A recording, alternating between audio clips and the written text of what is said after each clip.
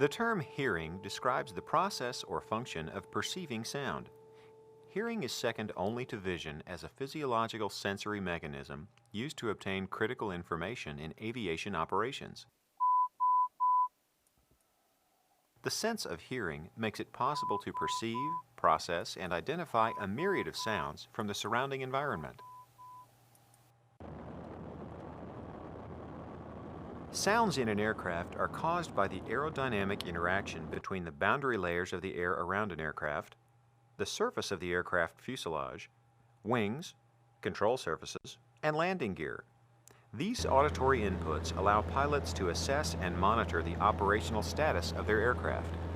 You may also be exposed to a wide variety of sounds in the flying environment that can disrupt communication and, over a period of time, can cause hearing loss. The aviation environment is characterized by multiple sources of noise both on the ground and in the air. Noise in the aviation environment is produced by ground equipment and aircraft, including power plants, transmission systems, propellers, rotors, hydraulic and electrical actuators, as well as communication equipment. Most pilots have experienced a cockpit or cabin environment where levels of noise made it difficult to communicate and to concentrate on flying the aircraft. Over time, this environment can cause permanent hearing impairment.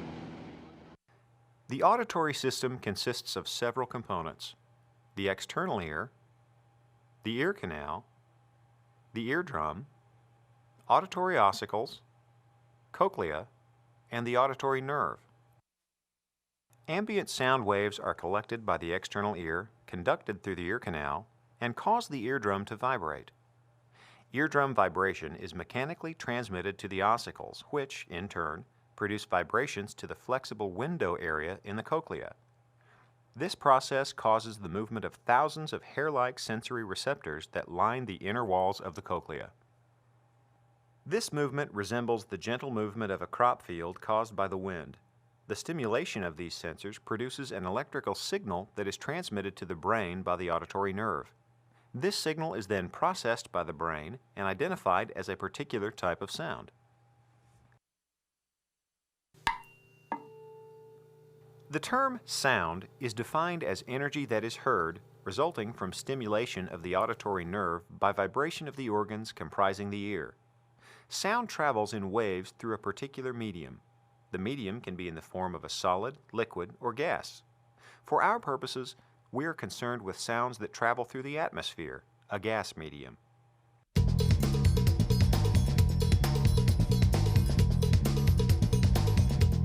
Sound has three distinct variables: frequency, intensity, and duration.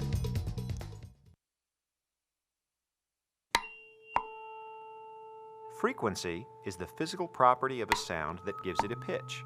Since sound energy propagates in a waveform, it can be measured in terms of wave oscillations or wave cycles. These cycles occur every second and are known as hertz.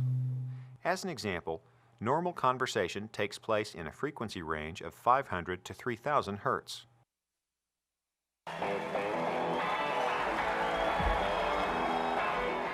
The unit used to measure sound intensity is the decibel. The decibel is a measurement of sound pressure or loudness. To give you a better idea, the range of normal hearing sensitivity of the human ear is somewhere between -10 and +25 decibels. Any sound below this range cannot be heard. Duration represents how long the ear is exposed to a particular sound.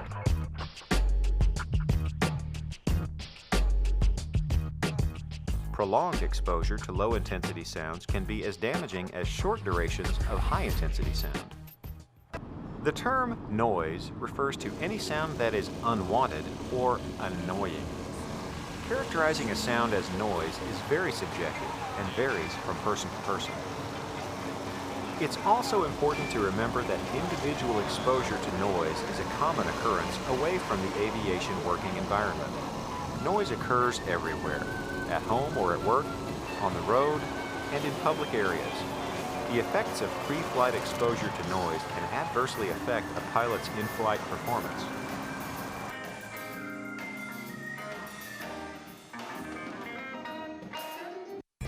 Here are some sources of noise and their associated decibel levels. In a typical jet transport cabin, the noise can range from 60 to 88 decibels. A small plane cockpit can have noise levels up to 90 decibels. In helicopter operation, cockpit noise level can reach above 100 decibels. Around the house, a chainsaw or even a typical lawnmower can have decibel levels as high as 100 to 110 decibels. Prolonged exposure to higher decibel levels, such as a rock concert, which can get as high as 120 decibels, can cause major ear discomfort.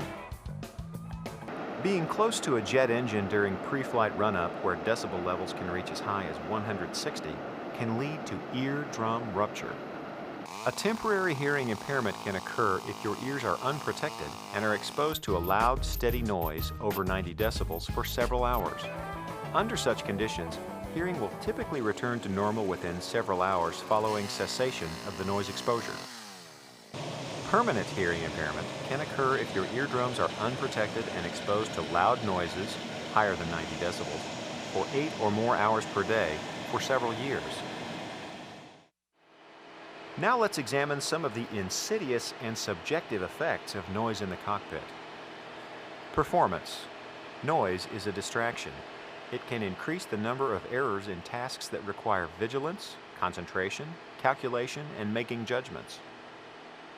Speech interference. Loud noises can interfere with or can mask normal speech, making it difficult to be understood. Exposure to loud noise can cause distraction, fatigue, irritability, poor sleep quality, loss of appetite, headache, vertigo, nausea, impaired concentration, and memory loss. The Occupational Safety and Health Administration, known as OSHA, has established some maximum permissible continuous exposure levels in a work environment. At 90 decibels, 8 hours per day. 100 decibels, 2 hours per day. 105 decibels, 1 hour per day. 115 decibels, 15 minutes per day. If ambient noise levels exceed OSHA's permissible noise exposure limit, you should use hearing protection devices such as earplugs, earmuffs, communication headsets, or active noise reduction headsets. The use of cotton or tissue in the ears is useless, as it does not block noise in the sensitive frequencies. It is important to emphasize the use of protective hearing devices does not interfere with speech communication during flight. These devices reduce high-frequency background noise, actually making speech signals clearer and more comprehensible. While there are many types of earplugs available, we'll review two major types, molded plastic and moldable. Both types of earplugs are inexpensive, effective, and comfortable. Molded plastic earplugs, also known as insert type, are effective if they are fitted properly. They create an airtight seal in the ear canal. Moldable earplugs, like this one, are made of wax-impregnated polyurethane. These provide a universal fit for any user. This earplug type provides protection of 30 to 35 decibels of noise across all frequency bands. The earplug is rolled between the forefinger and thumb and inserted into the ear. It should be held in place for approximately 20 seconds or until it has fully expanded. Earmuffs and communication headsets are other hearing protection devices that are readily available and in some circumstances more convenient than earplugs. It is important to realize, however, that these devices can interfere with the use of oxygen equipment. Active noise reduction headsets use specialized technology allowing sound and signal waves to be manipulated. This reduces noise, improves signal-to-noise ratios, and enhances sound quality. Active noise reduction provides effective protection against low-frequency noise. The electronic coupling of a low-frequency noise wave with its exact mirror image cancels out the noise. The best and most practical type of hearing protection is a combination of